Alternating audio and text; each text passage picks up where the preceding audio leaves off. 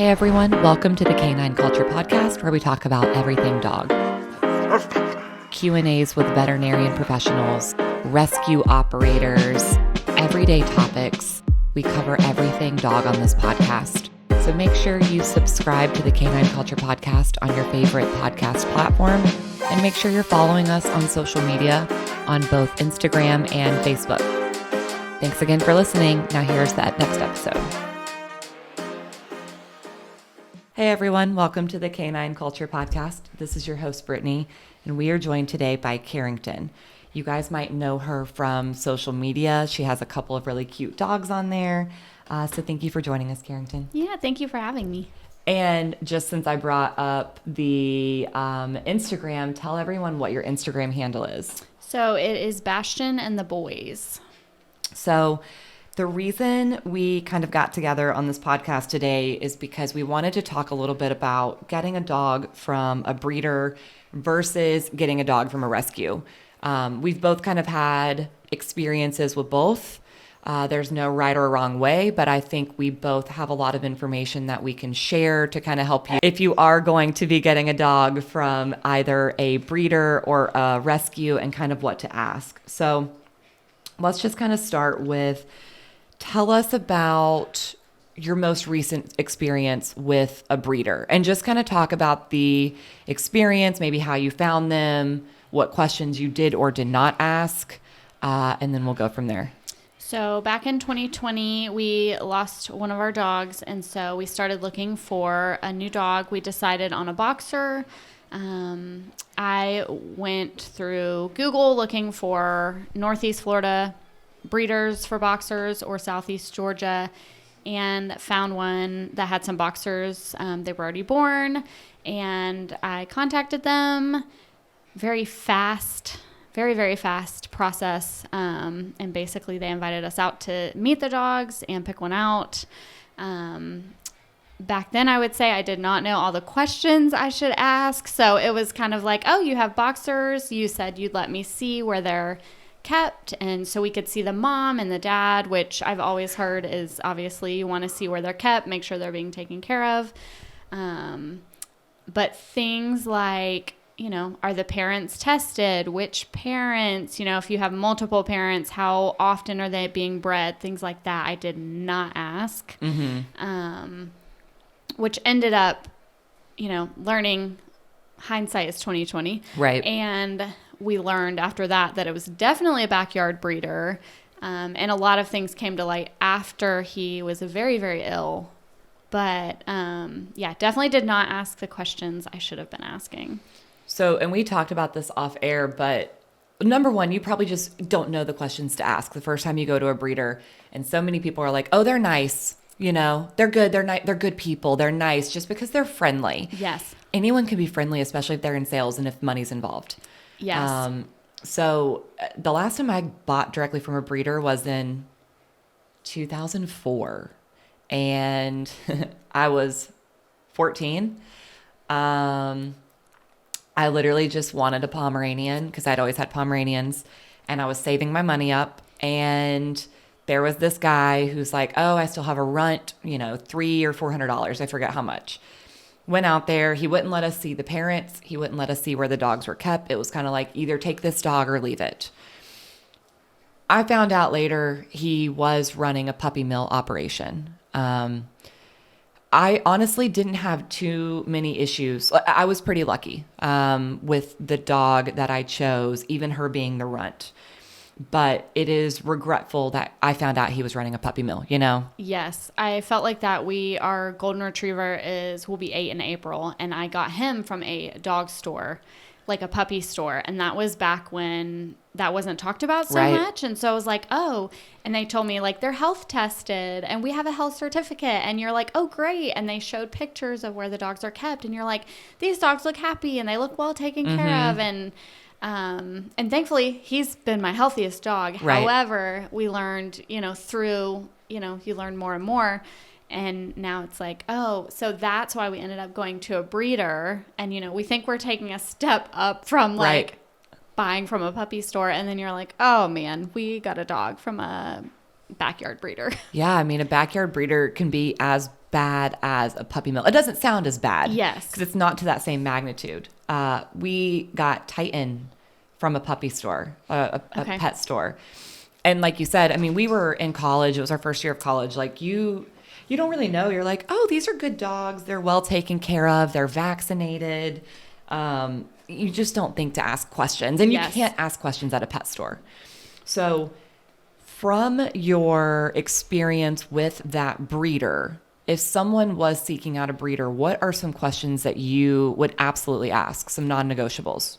I think looking back on it, I would want to pick a breeder before there was actually a litter born. Mm-hmm. I would want to know how often the parents are being bred. You don't want them just being bred over and over and over. I know that a lot of breeders will actually pick the puppy for the family. So instead of you getting to pick one, they pick a puppy based on your family, which I actually really like because that really means that they care a lot about which puppies are going where. I would also ask too, like if something were to happen to the dog, are they taking their dogs back in the event that something is wrong with the dog? Have the parents been health tested? That's huge. Mm-hmm. I didn't even know that was a thing back when we got our boxer from a breeder. Had no idea. And they were not tested. Right. Found out later.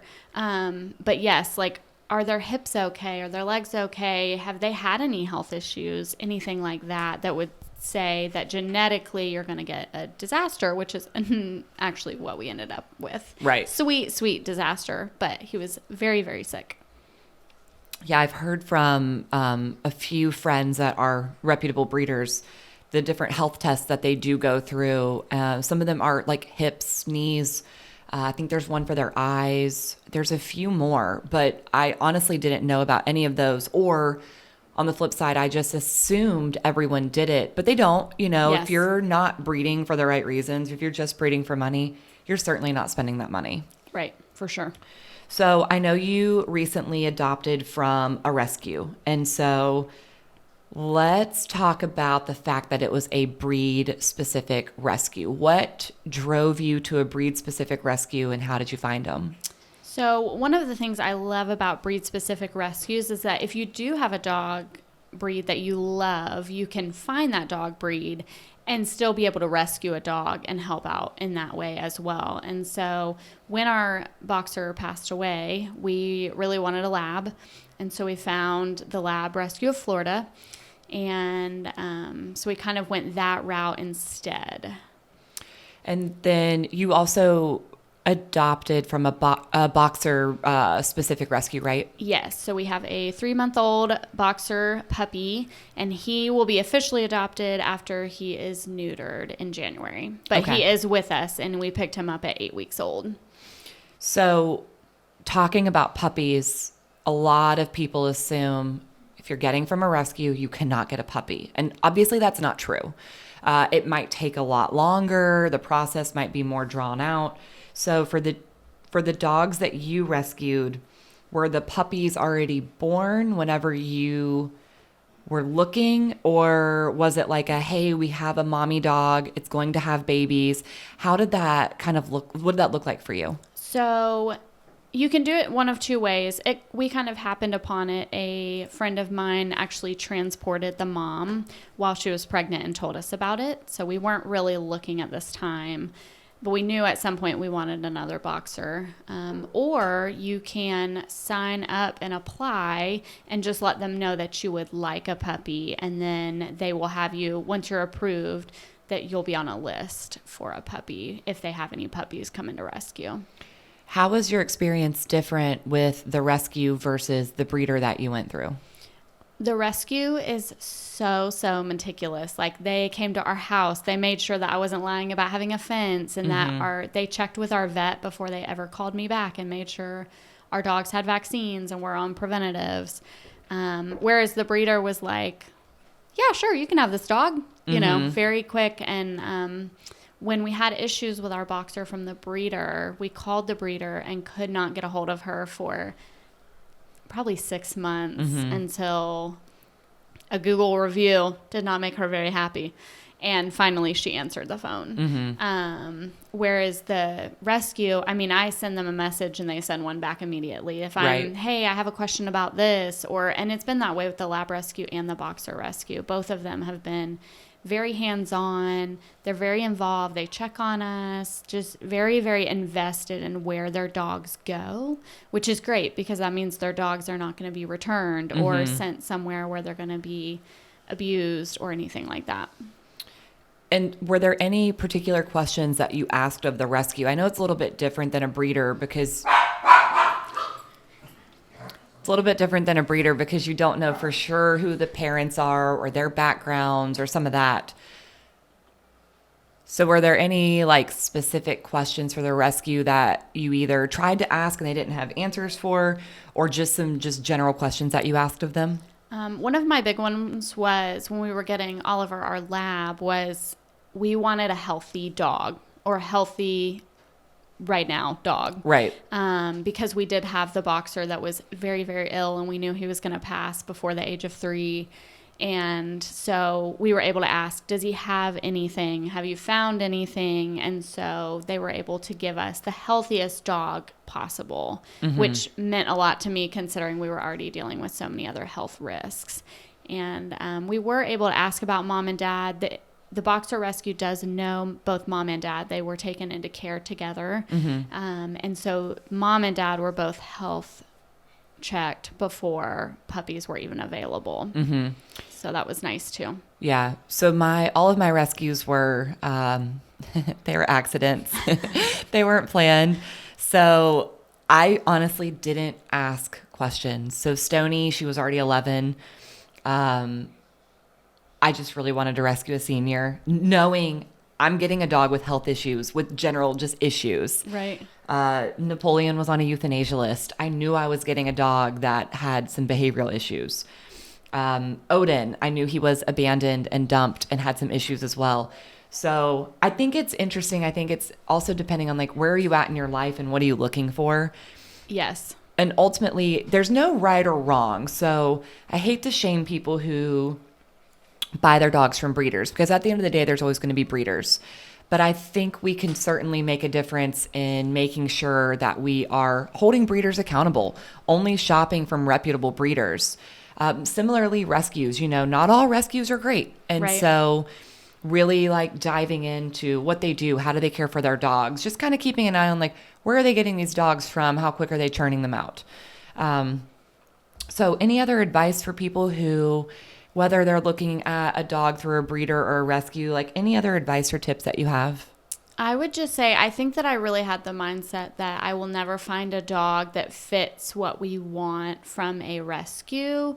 I think that sometimes you feel bad for wanting a specific breed. Yeah. You're like, I really want a lab, I really want a boxer, I really want a Pomeranian. Yeah. And it's like, there are dogs in shelters everywhere, but like our lab that we got from a rescue came from a Jacksonville shelter first. Right. So I don't think it's a bad thing. And I think it ends up helping, you're getting what you want out of a breed while still being able to help shelters get dogs out as well. And so I think it's just important to note, our lab, we gave them probably 10 things that we wanted in a lab, and they were like, here you go, here's a dog that fits all your, everything you wanted. And he's great and he's wonderful and he's the best behaved dog I've ever had. And so I think it is possible to get what you want instead of feeling like you can only have a well-behaved dog through a breeder, which is what I sometimes felt like. Right. I can only have a well-behaved dog if I get a puppy and raise it. And, Oliver was 2 when we got him, and he, like I said, my best behaved dog so far. Yeah. And so I think it's important to note that, like, you can find what you want out of a dog through a rescue. And I have found that breed-specific rescues have been really the best thing for that, for us personally. Right. Yeah. So. Well, thank you so much for being on today. We appreciate it. Thank you for tuning in to the Canine Culture Podcast. Please make sure you subscribe to the Canine Culture Podcast on your favorite podcast platform, and make sure you're following us on social media. If you have any recommendations, any topics that you'd like to hear, If you know of any guests that would be good for the show, or if you yourself want to be a guest, please reach out to us. Send us an email at canineculturepodcast@gmail.com or send us a direct message on social media. Thank you for listening, and please share this with any of your dog-loving friends.